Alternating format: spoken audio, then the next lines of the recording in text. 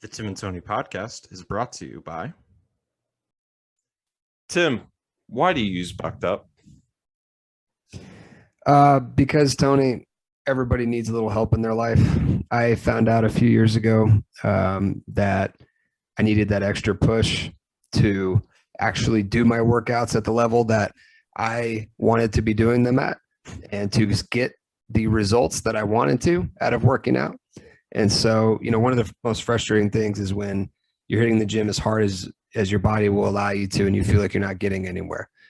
These supplements will really help you get to that next level, get to that next step, and push you to hopefully reach your goals. So that's why I use it. Bucked Up. It tastes fantastic and it helps you work out. Get it, use it. We have a promo code, right? We do. Promo code, very easy to remember. It's T and T20. Get 20% off your Bucked Up order. They have supplements, every single one you can think of, shirts, hats, fucking joggers, anything you could possibly want. They've got it. TNT joggers. TNT 20. Get 20% off your entire order today online, buckedup.com. TANDT 20. Tony, before we had this podcast and we received this next wonderful sponsor, we both struggled with our fashion game, specifically and especially our gym fashion game, which is an underrated part of going to the gym.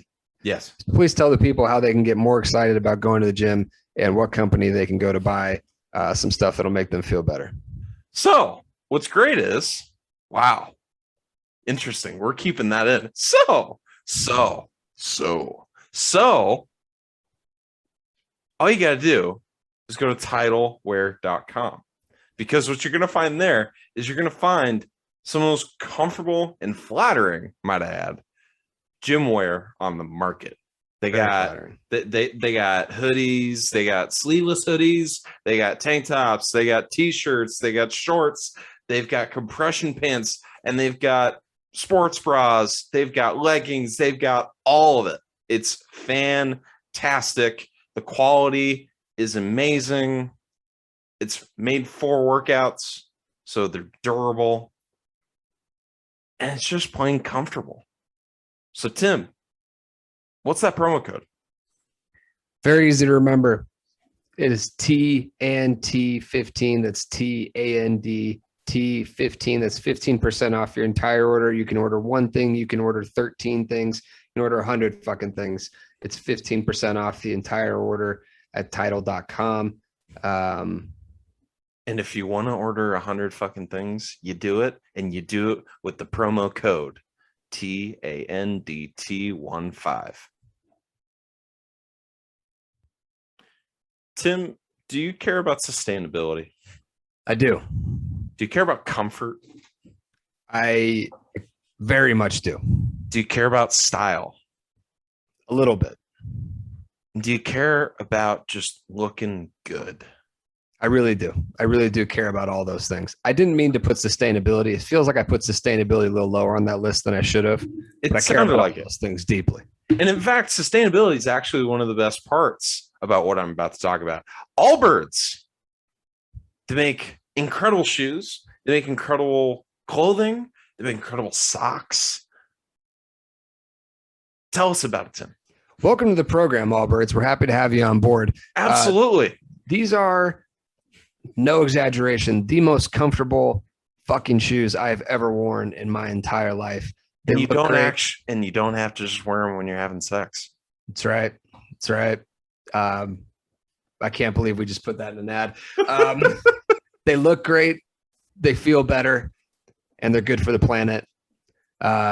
This is a little bit different than we've done in the other ones. We're going to attach the link to go to Allbirds, where you can pick up not only a pair of shoes, a shirt. They're making joggers. They've got shorts, whatever you want. You buy anything on the store, you get a free pair of socks with it on us. If you do go to the store and buy some Allbirds, please use the link that's in the description of this podcast. Yes, and they don't do deals like this. This is like the only one out there Like, this is the one deal. So that's what we're bringing to you guys. You should do it. Get the stuff because it's a great company and they make great stuff. Well, Tim, we recorded an episode during the first quarter of Chiefs Bills.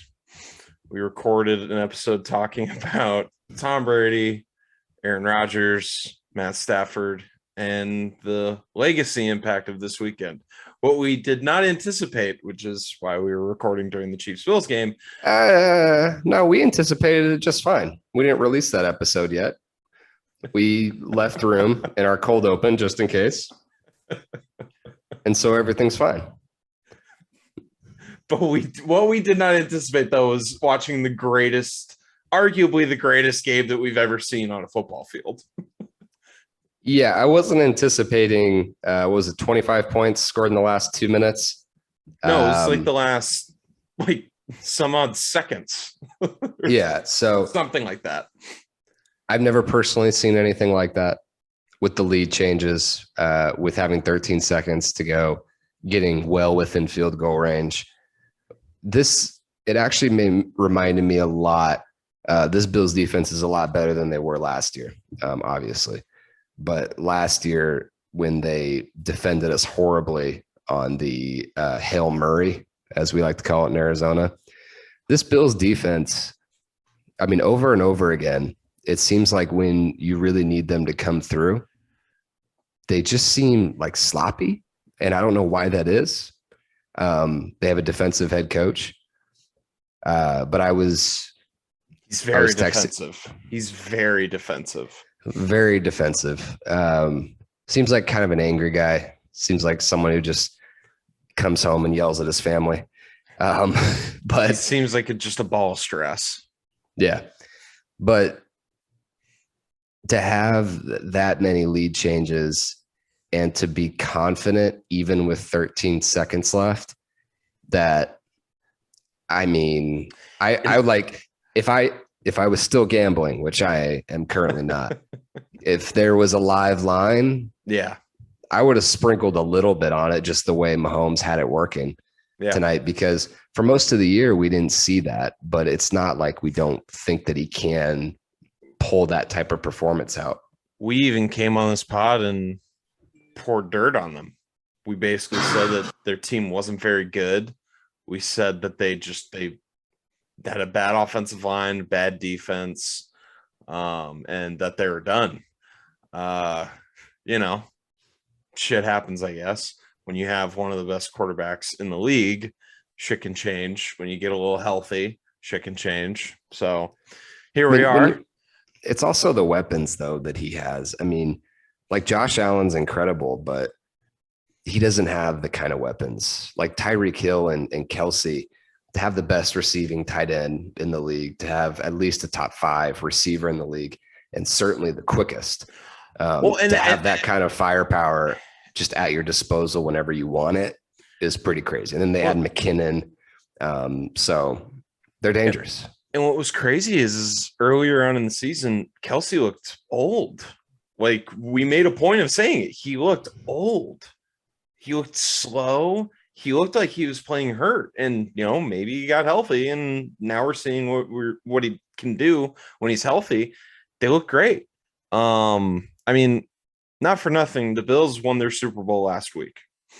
They decided to play "We Are the Champions." I'm not making a joke here. They played "We Are the Champions" after they won in the wild card round. Josh Allen made shirts. Yep. Which was very cute. They Sean McDermott, for whatever reason, hates Bill Belichick, and has made it his life's mission to be a rival to Bill Belichick. They had a much better team. They played 2 of the best offensive and defensive games. The last 2 times that we've played against them, they played damn near 2 perfect games. So, I mean, they killed us. They're just a better team. And I think what they ended up doing is just putting all of their thought, all of their mind, and all of their just soul into beating the Patriots. And they did that. And And Well, we've seen that. and but it's not like this game wasn't close.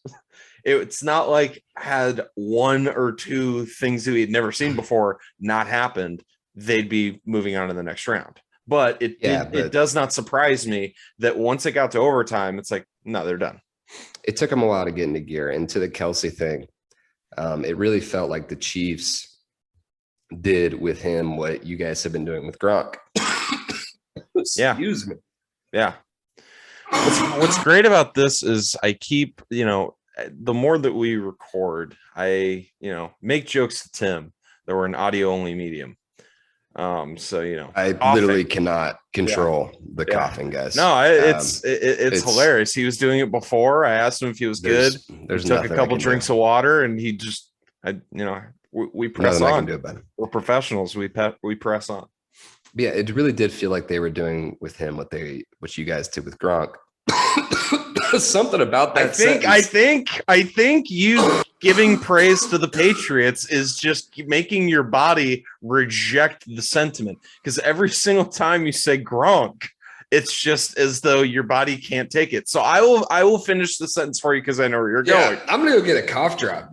Please do, because I can definitely finish this thought. So what Tim was trying to say, everybody, is that he thinks that the Chiefs were kind of doing what Travis Kelce or what the Patriots do with Gronk, in that beginning of the year, you don't bring him out of the garage. You just kind of you win the games. You don't really show your hand with your more important guys, because you want to be healthy when it matters. Being healthy, being dynamic, and being at your top level in week 4 doesn't really help if by the divisional round nobody's healthy. Like Tampa at the beginning of the year, sure, yeah, their roster was awesome, and then as the season went on, they got hurt. Kansas City seems to be firing on all cylinders, as well as the Bills, but when you're able to get 3 plays in 13 seconds, you kind of earn it. Right. And you were saying that, one play goes different. That's certainly true. They could have won this game just as easily as they ended up losing it, but they did come out flat. Yeah. They did come into this game flat. Jesus.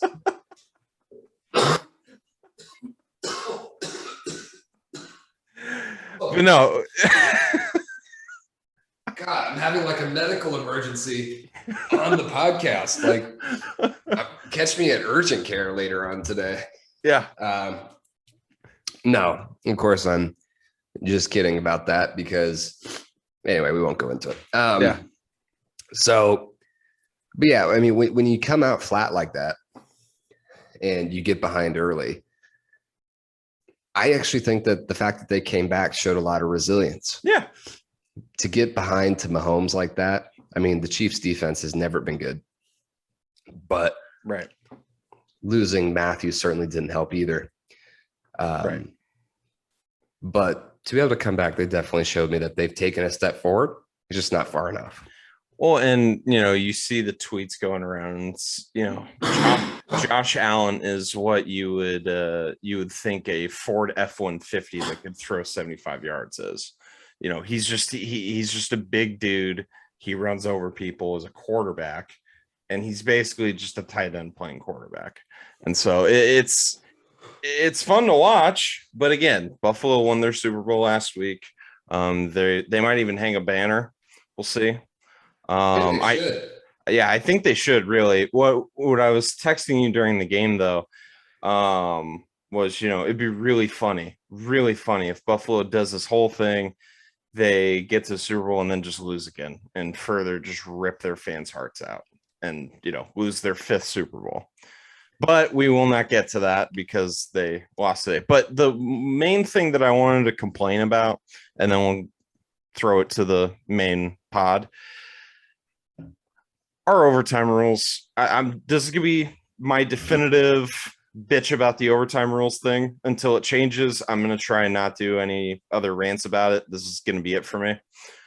It's stupid. It's really, really, really fucking stupid. We have a system to where you play 4 quarters of playoff football, And by definition, if you get to overtime, that means that both teams are so evenly matched that they have the exact same amount of points at the end of those 4 quarters. We allow in the playoffs, I understand it a little bit more in the regular season, having this pseudo sudden death.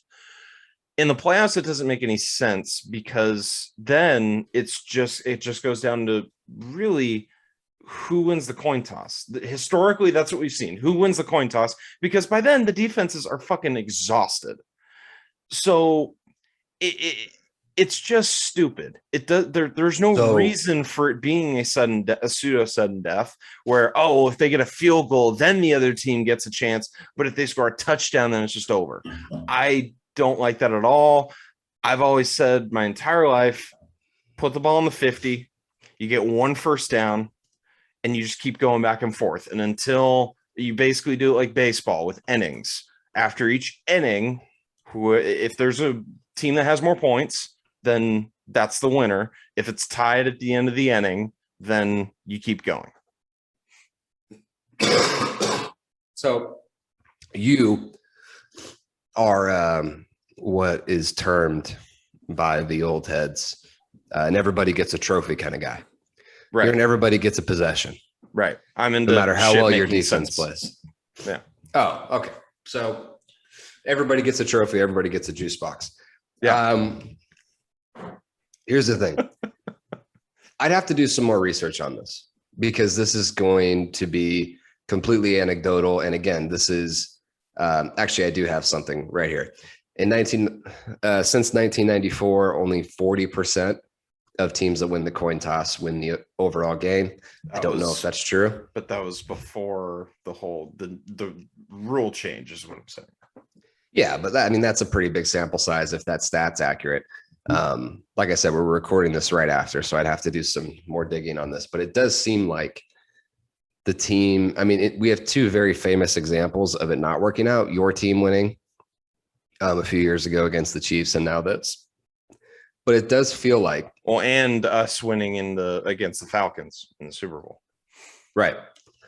But it does feel like, at least in the regular season, and obviously the playoffs are different, that 50-50, that first team actually gets a touchdown, maybe less.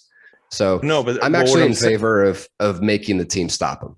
Like what I'm saying is, what my point is though, is we've only had this pseudo sudden death for a few years. This hasn't been the rule since the 90s. And I'm aware. Then you could just kick a field goal. Oh, but you said a stat that's not really representative of what we're talking about. Because it was a lot easier to one and done back then. Yeah, it was a lot easier, and the stats are still 40%. That's what I'm trying to make the comment of. Okay.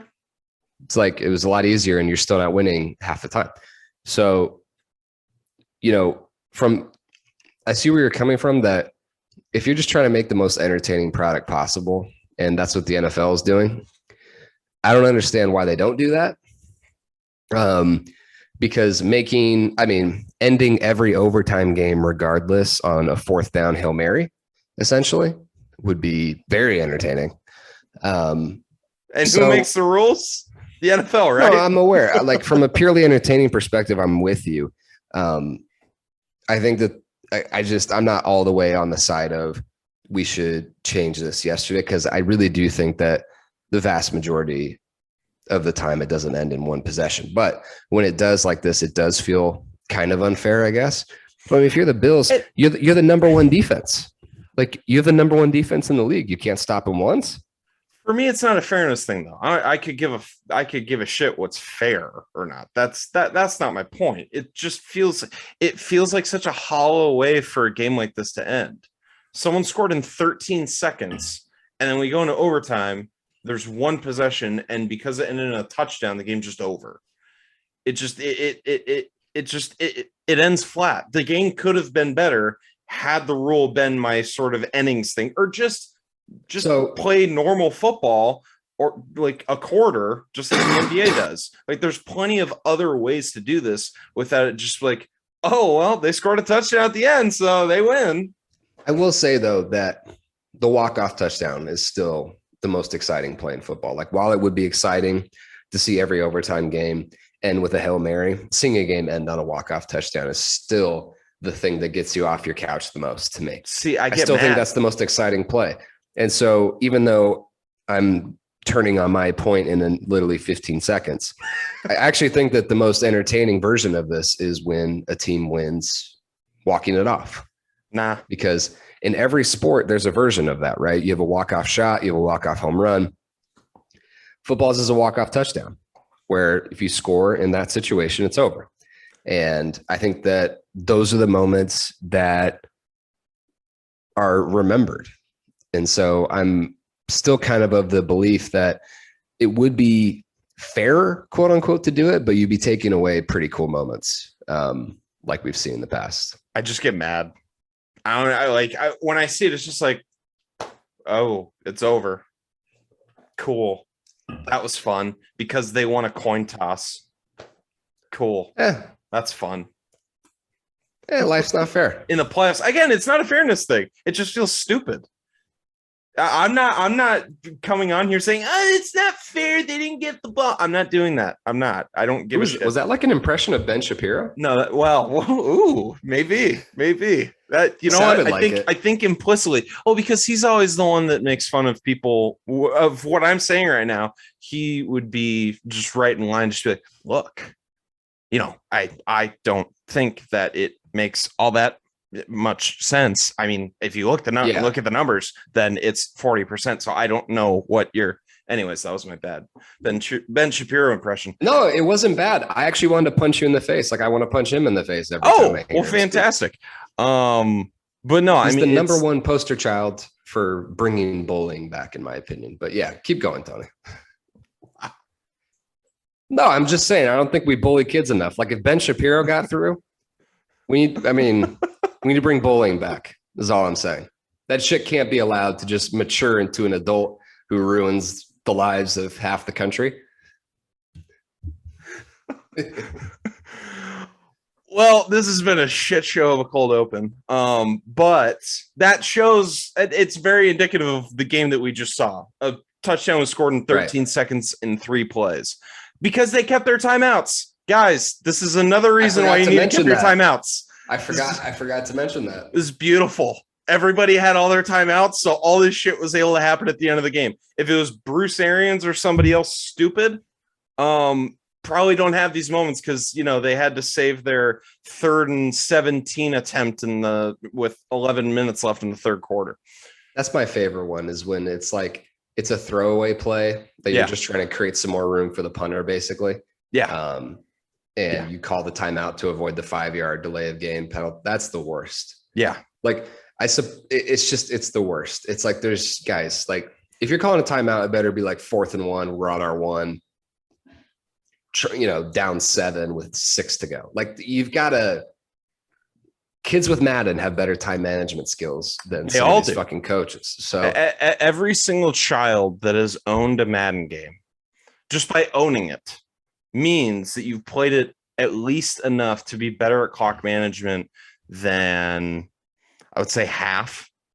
I think I'm comfortable with saying half of the coaches in the NFL. Yeah, I mean, that would actually be interesting if we could, like, as a test, just like watch prospective coaches play Madden. Yeah. Because that's how networks test out announcers. They have them announce Madden games. Right. So it makes sense. But anyways, it was a phenomenal game. And we had to come on and talk about it because if you're going to do a podcast about football, you can't not talk about what we just watched. So it was an incredible game. I, for one, am very much looking forward to Chiefs Bengals. I think that's going to be a great matchup.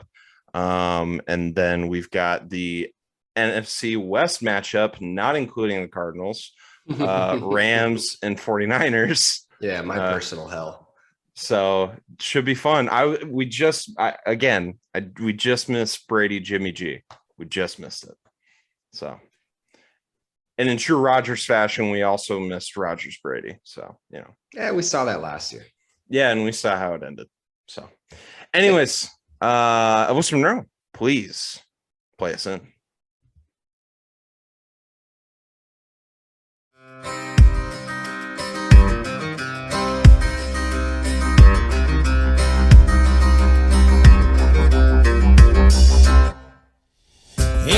out in Rome, some random town.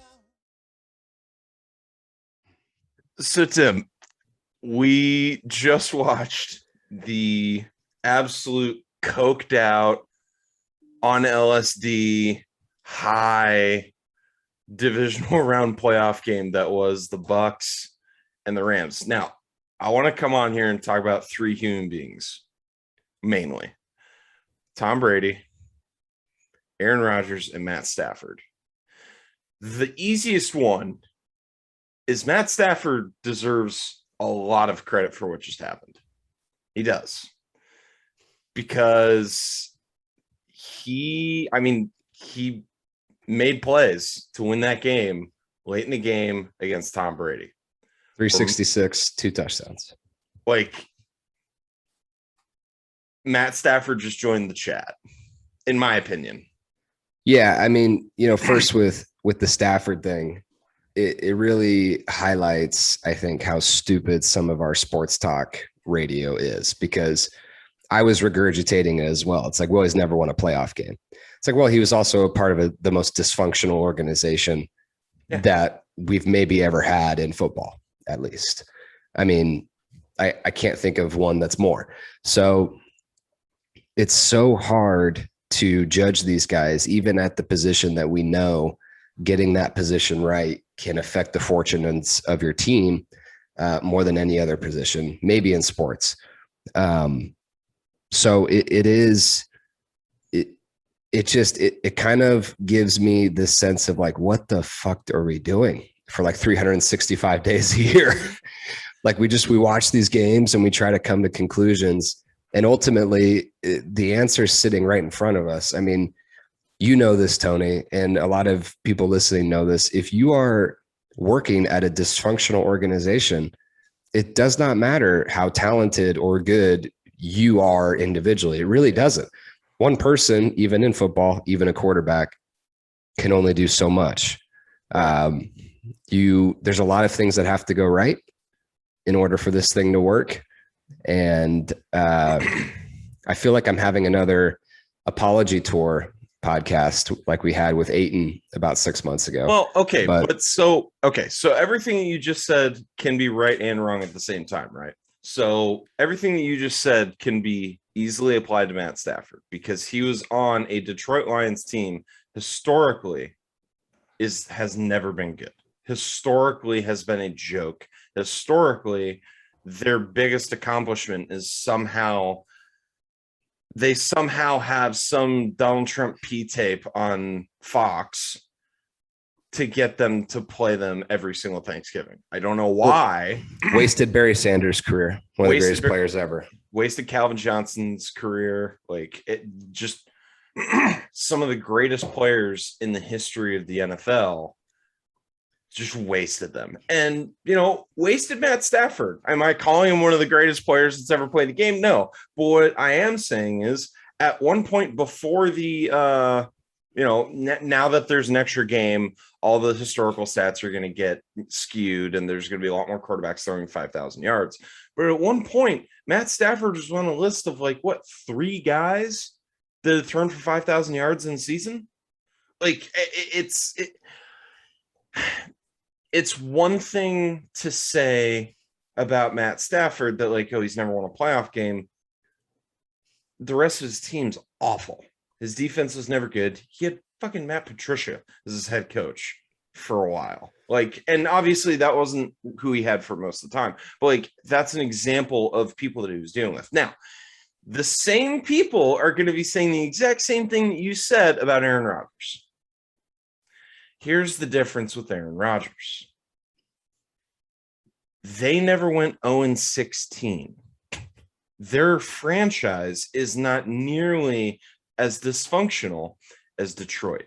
And you cannot say that Aaron Rodgers has not had great players around him his entire time that he's been there. He's always had a pretty solid offensive line, even though that because he holds onto the ball for way too long and tries to make incredible plays, he gets sacked.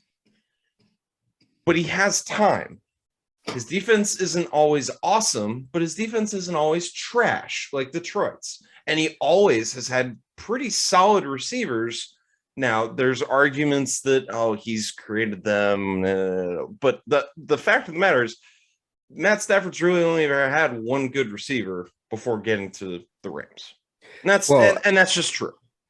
I mean, the people that would say that about Rodgers, I think people know this from listening to me. I'm usually anti-litmus tests for things such as voting and other basic human freedoms.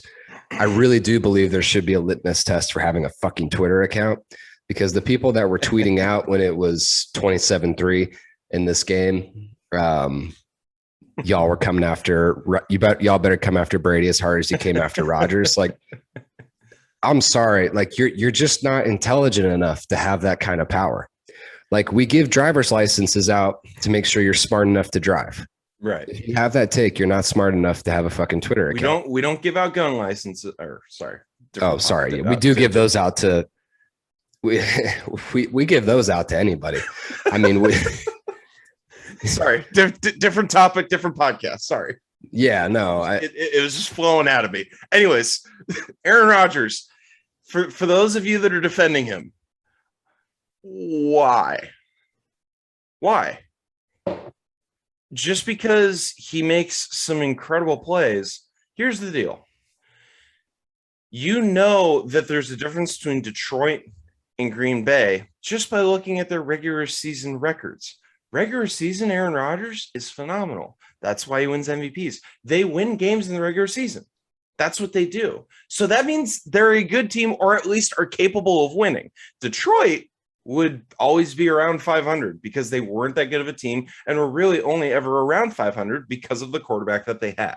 So when you then use the same argument that people were saying Matt Stafford wasn't one of the greatest of all time, to then defend Aaron Rodgers for a reason why he was, it doesn't fall correctly for me, because we know that the Packers are capable of winning championships. It's just that Aaron Rodgers does not play all that well in the playoffs. Now, he didn't have a terrible game yesterday. He didn't. He went 20 for 29, didn't have any picks, and he threw for, I think, like 250. So, like, I mean, he didn't have a good game, but he didn't have a bad game. Yeah, but, you know, the thing with Rodgers, we're talking about 7-9 since the Super Bowl and the playoffs, okay? Yeah. At some point, that has to start factoring in. Yeah. Like, you can't just default to this guy's amazing, don't bet against him. I mean, I said it to you privately off air when the MVP stuff was going around. It's like, Brady has more yards by 1,200. He threw for 5 more touchdowns, if I remember right. And we're acting like we have to give it to Rodgers to prove that cancel culture doesn't exist or some bullshit. Right. Like, I'm sorry, like in any objective measurement, not only was Brady a better player, Brady didn't like if somebody came in with, but you know, interception to pick ratio, Tim. Come on. I'm sorry, but like if somebody came in with some horribly contagious disease and just started cutting their wrist open and spraying blood all over the locker room, like, we wouldn't be like, but the touchdown to interception ratio. It's like Aaron Rodgers put his teammates and their families at risk for multiple months. And Tony's very scared right now for the joke that I avoided making, but I think he saw coming. So the thing with Rodgers, look, environment and culture matter. This is true of any business. It's true of any organization. When you've got this jackass who is just constantly needling and talking shit about the place that all of you work in, right, and is like deep into these weird ass areas of the internet on vaccine information, like, I'm sorry, there's no way that doesn't impact your locker room. There's no way that doesn't impact your culture. It just has to. So, I mean, as good as he was on the field, I do think he should at least get docked a little for the chaos that he created. Yeah, just a dick tax for just being a complete and total dick. You know, there's a lot of different ways that you could take the phrase dick tax. And I think we found the most like benign way to use that. So yay us. Yeah. I mean, history matters, right? Because no one's arguing that Matt Stafford's one of the greatest ever or the greatest ever. People argue that Aaron Rodgers is the greatest ever. So when you say that, you know, Aaron Rodgers is the greatest ever, you got to look at what his career's been. He's made it to one Super Bowl. He won it, but he's been to one. He's lost a lot of playoff games, and has been the reason for losing a lot of games. You know, generally speaking, when you look at the greatest ever, like Joe Montana was never the reason why they would, at least, I wasn't alive for most of the games. So if you were and you saw it happen, then tell me. But I don't believe that Joe Montana was ever really the reason why a team lost an important game. I know for a fact that Tom Brady was never the reason the Patriots ever lost a big game.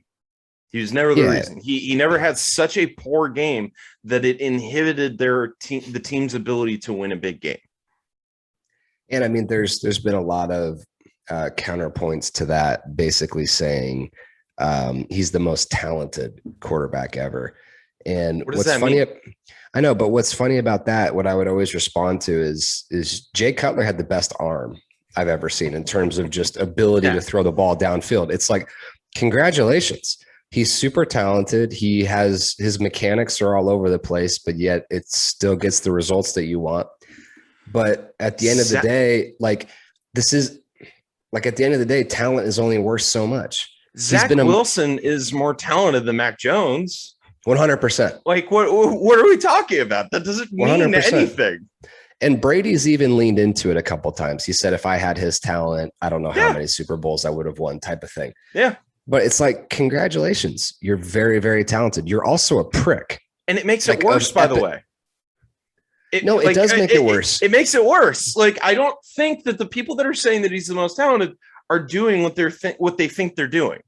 What they are doing is then making it that much worse that he hasn't done anything really on a historical scale. He has the same amount of Super Bowls as Drew Brees. He has the same amount of Super Bowls as Brad Johnson. He has the same amount of Super Bowls as Trent Dilfer. He has the same amount of Super Bowls as, Joe Flacco. And so at some point it has to matter that like everybody who's been around you doesn't like you, doesn't like working with you. Like, doesn't that at some point come into play? Like even with Brady, who's the greatest ever, even with you go back in time, Montana, like the only other guy we've ever seen that was on Rodgers' level that would leave the team and complain was Favre, because Favre was also a dick, ironically. And people fucking hated Favre. Yeah, but with Rodgers, it's like they leave and they're instantly ready to trash the guy. That's not true of the other greats. It's just not. I'm sorry. Like Cowherd has this theory with quarterbacks that quarterbacks are almost always the best looking on the team because as children, they were obviously the most athletic. And so they grew up with the most confidence. Right. With Rodgers, he's got all the looks and the shine of a normal quarterback, but for some reason, it's like he was never socialized with other people growing up because that guy is a world-class prick. Always has been. And for a long time, I think we ignored it. And then it all came out over the last year. And you're like, oh, kind of like the Antonio Brown thing where we heard about stuff behind the scenes for a long time. And then it finally manifested itself. With Rodgers, we had heard about these things, but on camera, I mean, he's hosting Jeopardy and shit. It's like, okay, he seems charismatic enough. Maybe you guys are just not the easiest to get along with. But then, I mean, you see all this other shit come out and you're like, oh, I get it. Yeah. Like I know people like him and it would suck to be around that. Yeah. I mean,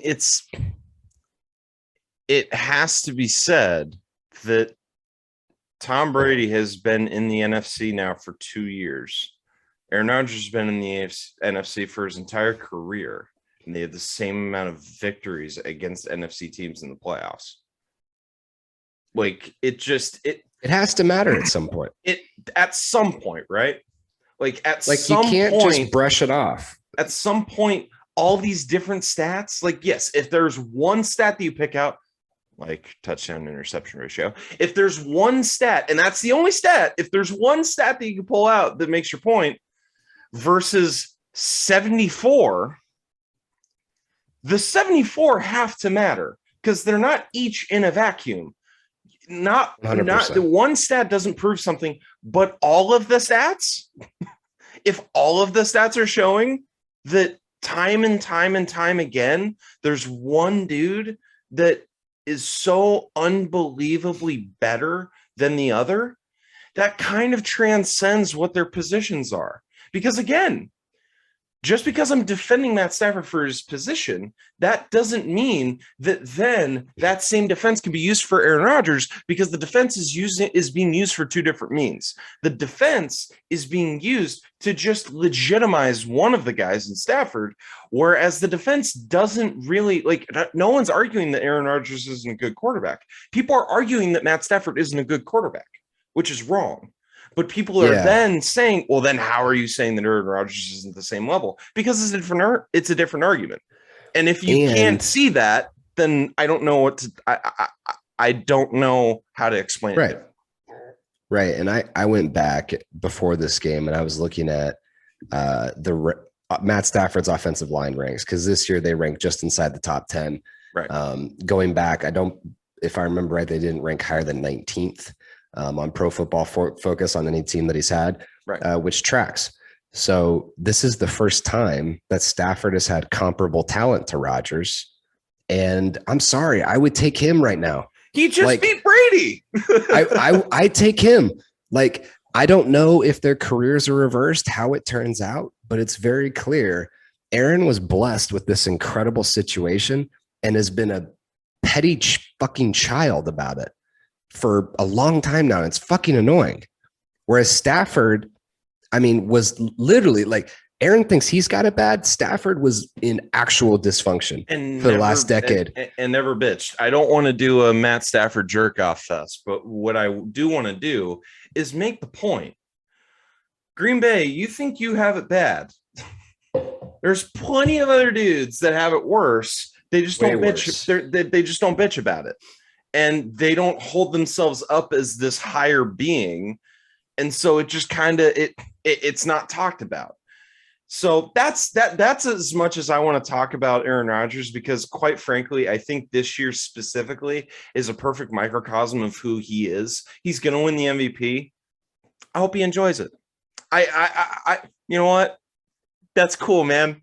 That will perfectly highlight what his career has been. It's going to be flashy. It's going to be fun. It's going to be confusing. It's going to be irritating. And then ultimately it's going to end in a one game exit from the playoffs, because he just couldn't make enough plays.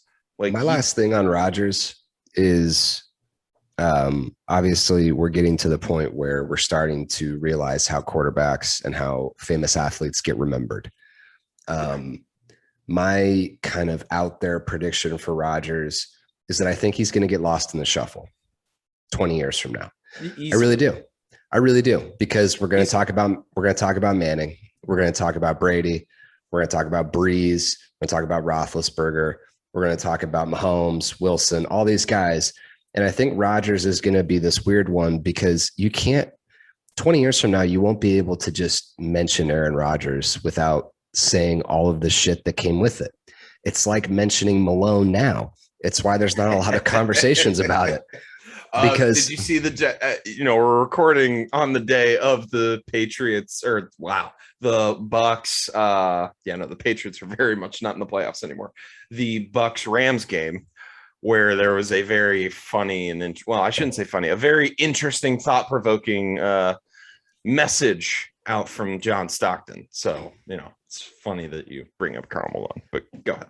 But yeah, that's kind of the thing, is that there's certain guys that just don't get remembered the same, because the conversation isn't simple. It's not, this guy was great, because with Rodgers, it's like, this guy was great, but God damn it, was he like a pain in the ass to root that, for or that's the point. be around? Like, it's too much to fit into like a concise sentence. So I do think there's a chance that he gets lost in the shuffle. But that's the point, right? He's a dick. He sucks to be around. Who's going to defend him? Once he's away from Green Bay for a certain amount of time, they'll stop defending him. I kind of hope he goes to I kind of hope he has a similar end of career to Brett Favre, so that I stop having to hear from one fan base about how amazing he is. I kind of hope he goes to fucking Minnesota or something, like, because then it'll piss them off and it'll make it so that they stop arguing. And honestly, it's kind of funny how similar the two careers were. Like, I haven't looked at the numbers, but they both win a Super Bowl early. They only get to one. They have a couple close calls. Both made plays at end of games in championship games to lose it. Like, they had very, very, very similar careers, especially since it doesn't seem like Aaron Rodgers is going to play another game for the Packers. Whether that means that he's going to play another game or another game for another team, we'll see. But they have eerily had virtually the same career. Yeah, and with both of them, I saw somebody post today that the Packers have essentially had 25 years of 30. They've had 30 years. First ballot Hall of Fame quarterback play, and they've got 2 Super Bowls to show for it. And I'm like, you know what that stat in a vacuum means to me is that personality matters with this stuff. Okay, I've had a lot of time to think about the personality of my own quarterback over the last few years, as it's been the main source of frustration with him. Right. And I'm sorry, this stuff matters. Like, do people believe in you? Do people consider you a leader? Do people dislike you and find you to be a prick? And by the way, number one thing that why I absolutely am in full on love with Mac Jones. I hope he's my quarterback for the next 20 years because I like him. People seem to like him. That's the thing. And very quickly. It just matters. It matters. Like, Brady, there's not one like overt physical skill that Brady has that you can say is the greatest of all time. It's a combination of skills combined with the personality. Okay, so personality is the hardest thing to measure, but with the Packers, they've had unbelievable on the field play, but I can't help but think that it matters that they have this just raging prick at the head of it all who nobody wants to be around. Right. So I think that stuff matters. And I think that it's not something that's brought up enough because it's harder to quantify than touchdowns and passing yards, but it clearly matters. And, success, this 1 year isn't what proves the conclusion. It's the whole sample size. It's 100%. The whole sample size. Now, this season perfectly shows what we've all been saying is that, he's fun, but he sucks to be around, and long-term isn't the solution that you think he is. Like, I always had this joke about Tony Romo that he's like the worst quarterback to have. Mm-hmm. Because when he's healthy, he's awesome, but he's never healthy. So he always lulls you into this sense of security that you have a quarterback. So then you never address the problem that you have. And that's when January comes, you don't have a quarterback. So you're never actually going to do anything. The thing about Rodgers is like, he's super fun to watch. And in the regular season, when there aren't high stakes moments where how a person emotionally reacts to things matters, 100%, it doesn't do well. He gets pissed off, and then the other people around him don't have that extra level of give a fuck to raise their game to win a game, which is a perfect segue into what we saw today from the Bucs. They lost. And I have to say, it's poetic that they lost on a corner blitz from a Bruce Arians team. It is poetic as all hell. And I'm speaking to someone that had to watch Bruce Arians coach their team in important games for a long time. And how did they normally lose to him? Yep. They generally lost 100%. because of too aggressive defensive play calling. But that's not what this podcast is about. This podcast is about, again, sample size. There is a reason why Tom Brady has been on teams that consistently have opportunities to win. Now, I am not going to sit on here and say that, it's more Tom Brady than Bill Belichick. It is both of them. If you're going to parse them out from each other, I want to not actually hit you, but with my brain, with my words, I want to slap you because it's just dumb. It's stupid. It's tired. We're not on First Take. We're not on Undisputed. That's not what we're doing here. So I honestly think that today was a perfect example of what having a person like Tom Brady on your team does. And I text this to you.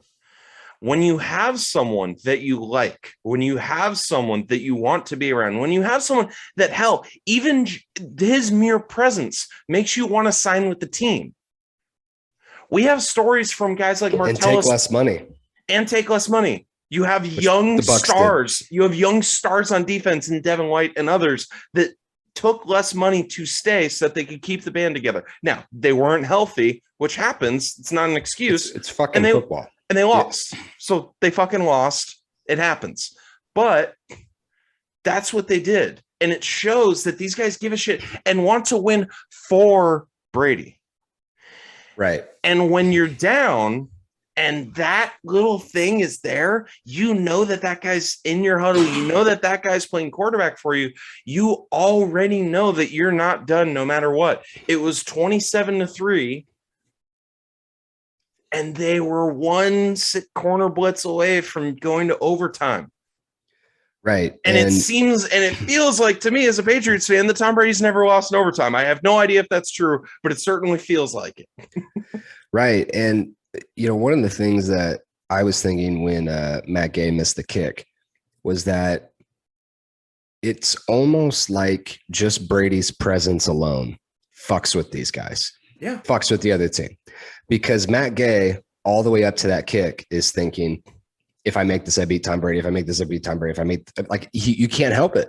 Like, there's just him being on the same field with you at this point. This is very rare, by the way. I don't think we've really seen this level yet. It seemed like it made the other team nervous, that when they got up by that much and Brady started to come back a little bit, you could see their sphincters tighten. Now, the other thing that I was thinking with Brady, his defining characteristic is certainly his passion for football and for being great. And it made me think of, there's this famous Steve Jobs quote that was like, we would fire talented people if they had no passion for it. And so with Brady and with Rodgers, again, the difference between those two is Rodgers is a lot in that Shaquille O'Neal mold, where he's just God's gift. He's God's gift to the sport. But I'm sorry, doesn't work that hard, doesn't care about it. I love this. He doesn't care about it as much as a Brady, as much as a Jordan, as much as a Kobe. He doesn't have that. I love this. And so with Brady, it comes through again and again that the whole game he's dinking and dunking. He can't get the ball downfield because the Rams pass rush is insane. And again, their offensive line is hurt. Not using an excuse, just a fact. I'm not saying that. Oh, that's why they lost. No, they're hurt. It's football. It's January. Shit happens. You have to deal with it. And if you can't, you're out. And fucking Collinsworth is like, why aren't they throwing it downfield? It's like, because they can't. And because they're only going to get like a couple shots to do that in this game. And Brady's trying to pick his spots. And when he finally did to Evans, it was first, when he finally does to Evans for the touchdown to put them down one score, it was just I had this moment where like I texted you and it was like, or no, you texted me and you said, I think God does watch sports. And I actually, Well, no, so that's when I text you, I have chills. I think God actually does watch sports was after like the 5th Rams turnover. yeah, because that's the point. That's my point though, is that you could see their sphincter tightening. Yeah. And them just making stupid ass mistakes that are just the result of nervousness.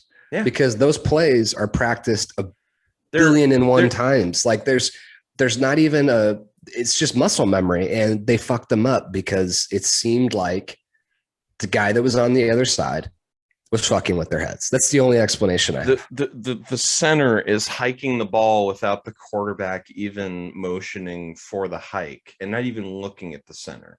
You're fumbling on like the first play after Brady just scored.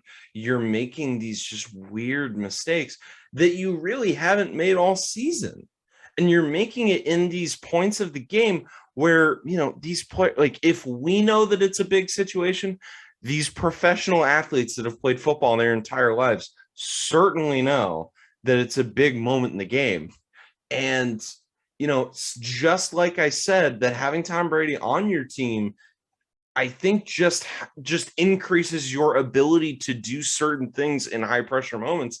I honestly and truthfully, the evidence shows that having Tom Brady on the other side of the field, I think actually long-term will inhibit your ability to maintain a steady hand and to maintain a certain level of composure. We have now a sample size. The second Super Bowl that Tom Brady was in, we have quotes from the Carolina Panthers. Yeah, but not with this game's over. Not with that guy on the other side. It took his 3rd year. Guys on the other side of the field were already starting to say that guy was different. And he really hadn't even been that great of a quarterback yet. At that point, he really hadn't. Because the Rams, the first Rams Super Bowl, he played fine. He won a Super Bowl MVP, but I don't even think he threw for 200 yards. Like he had a fine game, had one insane drive that ended in a field goal that ended in a Super Bowl win. And even at that point, guys just knew, because when a professional athlete sees another professional athlete, and especially if they compete against them, they just kind of see it. Right. And there were times, there were times during this game where I'll admit I was frustrated watching it, just because there was a lot of drops. It seemed like the timing was off. Like there was a moment where I think I texted you and I was like, did these like fuckers practice this last week or what's going on? Because as you know, I'm not the world's biggest Bruce Arians fan. And so it felt to me like there's just multiple moments in the game where I'm like, have you guys practiced these routes? Cause like your timing's all the way off. Right. And the drops were sometimes even a result of the timing being a half second off. Yeah. So, you know, the biggest takeaway for me this game is that if this really is it, because we don't know that. This was the last point that I wanted to make. So go ahead. If this is it, and I've been refreshing my Twitter feed constantly, waiting because he's at the press conference right now. The reports are it's not going to come out if he's coming back and for about a month or so. He's going to take some time. Yeah. So I think that we've now known this, by the way, for like a week-ish. And we talked off air about this, though. Yeah. We talked about what would be the best. What is it going to take for him to go out?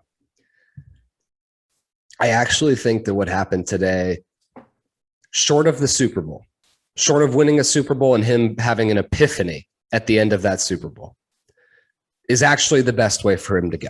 Yep.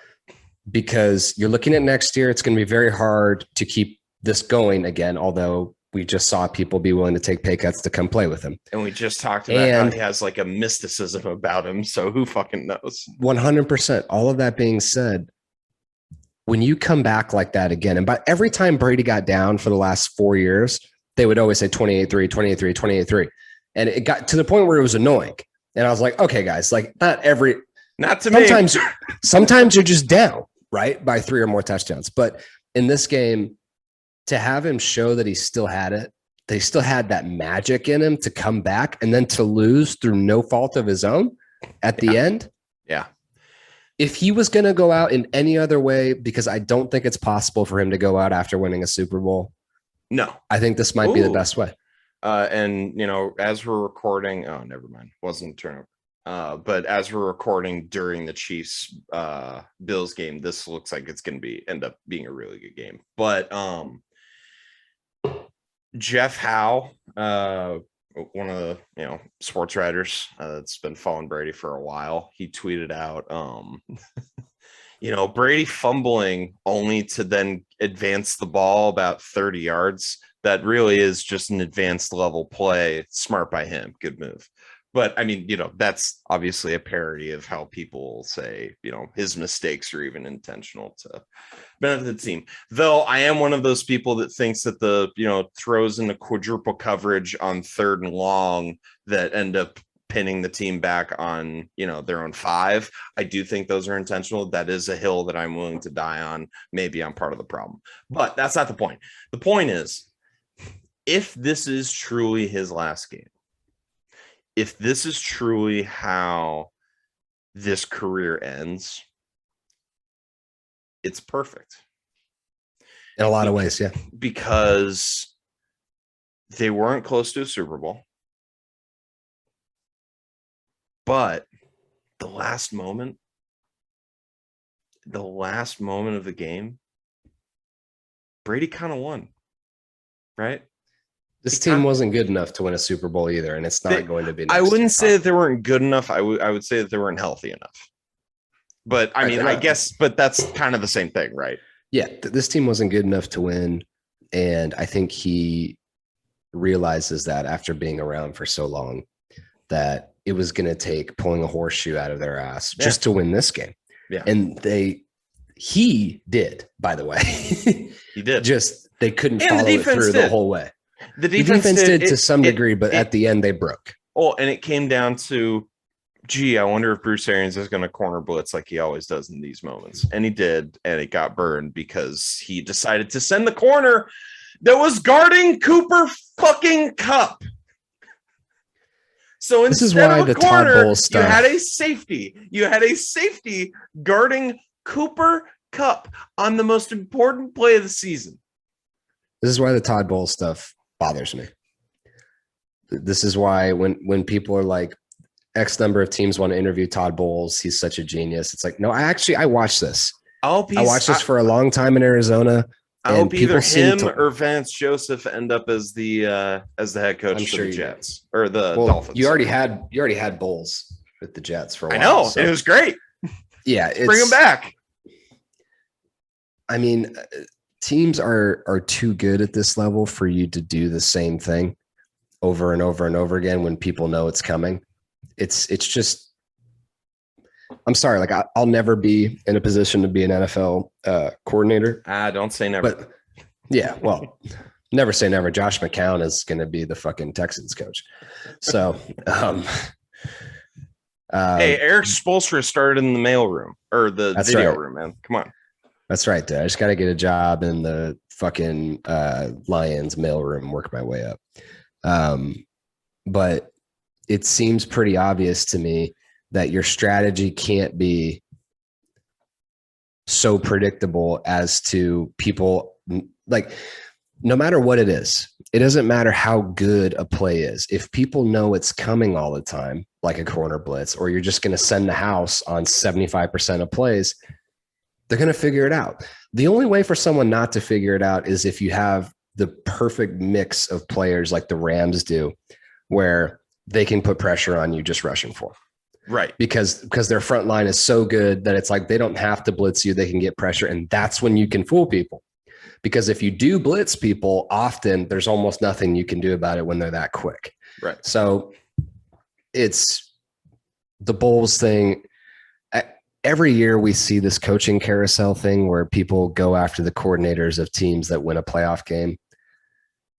If y'all want to interview Vance Joseph, y'all want to interview Todd Bowles, be my fucking guest. And I mean, Vance Joseph didn't even win a playoff game. Yeah, or you want to interview Sean McVay's offensive coordinator who's just taking orders from him all game ahead. long? Like, be my guest. That makes no sense to me.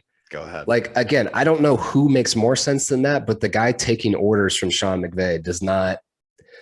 Like, I'm sorry, I could do that.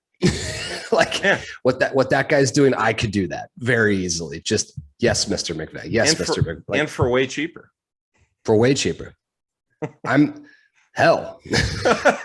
No, we don't. No, we don't want to negotiate against ourselves. So, oh yeah, we're not going to throw out numbers. Yeah, no. You're right. When the time comes, we're at the table. We will discuss it. Right. But it would be the perfect last game, because I agree. If at age 44 he has the most passing yards, the most touchdowns, and this is the last moment, then for the rest of our lives, we're going to be thinking, what more could he have done? Like, he left something on the table. He's leaving just the smallest bit of, like, I mean, he had 7. We never saw any sign of decline. How much longer could he have played? How many more championships could he have won? So then, even if there is someone that he's a winner forever, because then even if someone does come by and like challenges the throne, it's like, yeah, but I mean, we don't even know if that's what he would have ended with. Like, every other athlete that we have ever seen that has been on a historic level, there was a clear, this is over. Yes. There was every single one. There was every single one. There was a clear, every bit of greatness has been milked out of them, and they are done, and they stayed for too long. And this was the maximum amount of stuff that we could have gotten. We have never had, ever in our lives, a guy like this end without looking like shit. Yeah, it would be perfect. It would be perfect for him, perfect for his career, because his whole thing about basically beating Father Time, he would have done it. If he retires, he would have done it. It would have been like, I don't know how many more years he would have been good, nor do you. Nobody can say. It's literally, it would literally. Now it's an unanswered question, and he actually did kind of beat it. Oh, he would be the first person ever to beat time. Maybe the last, because you have to have LeBron's trying, and currently is doing it. If you just look at his individual numbers, he's playing basically the exact same that he did at 18. Right. Numbers wise. I'm just saying the ingredients that make up a Tom Brady are hard to put together in a lab, because it's I don't know. I mean, we'll have plenty of time if he does announce his retirement to do the Brady episode, but this game was so much fun, even for someone like me who, I mean, it's not like I hated the guy, I just wasn't his personal fan for the last 20 years. The whole game, I'm like rooting for it to happen. And then when it actually does, and it's starting to happen before your eyes, you're like, oh yeah, that's why I love sports. And I sit and watch this shit for 6 hours every Sunday. Like, it's. And even as a person individually, me, that rooted for the man for 20 years and, wanted his success as well as my team's success. Those were one and the same for 2 decades. Even though he's not on my team, obviously, as I've said on here before, I will unconditionally love that man and Rob Gronkowski for my entire life, regardless of what they do after being on the Patriots. The thing is, I've got experience watching this guy every single play for 20 years. I know the look in the eye. I do. And he had it right after that first turnover. I'm like, there it is. And I texted everybody. I started just copy paste so that everybody knows, here's what's going to happen. They're going to tie this game. However it happens, I have no idea. They're going to tie this game. Now, the second step of the prediction was that they were going to go to overtime and win. because of it. I did not take into account Bruce Arians. I did not factor in. I did not factor in for Bruce Arians, and that's on me. That's that's clearly 100%. On me. But what we do know is that inevitably Tom Brady will be back. And if this is his last game, that's going to be the last thought. The last thought is going to be his greatness. The last thought, holy shit, he did it again. The last that's thought the last thought be, I've had of him as a player. Holy shit, this guy's doing it again. And we have no idea how, why, but it just does. And it just seems like it's a never-ending cycle. And if he stops now, it truly is. Thank you guys so much for listening. We'll be back later this week with our continuation of our Mandalorian reviews. But enjoy this episode. You'll be listening to it on Monday. So, enjoy. And thanks for listening. You can find Tim at LeDuc 32. You can find me at Felix 3412. Ted Cruz and Bruce Arians, please do us all a favor and go fuck yourself. Elvis Monroe, please play us out, even though you never played us in. One day, someday, fiction girl. She's my one day, someday. She's my one day, someday. Gotta have her, gonna call her baby. One day, someday. She's gonna call me baby, gonna have a family. I can see it in her eyes. Our future's all so bright. Gonna wake up by his side. One day, someday. She's my one day, someday. Fiction girl. She's my one day, someday.